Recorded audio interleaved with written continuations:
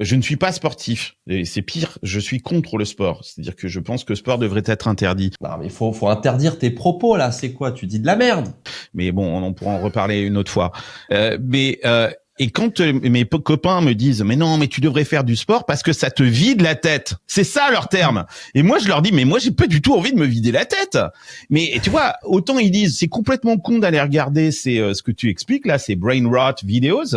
Mais ils vont courir pendant 2 heures à se vider la tête, à ne penser à rien. Et là, par contre, ça ne choque personne. Le sport libère des endorphines et améliore ton humeur, améliore la plasticité cérébrale et prévient de l'Alzheimer, et améliore l'oxygénation de ton cerveau. Donc bien au contraire, t'es plus intelligent et t'as plus de clarté mentale. Attends, je peux expliquer pourquoi je suis contre le sport. Écoute, c'est très simple. Tous mes potes qui font du sport se pètent des trucs, sont toujours malades. Alors c'est faux, le sport booste ton système immunitaire.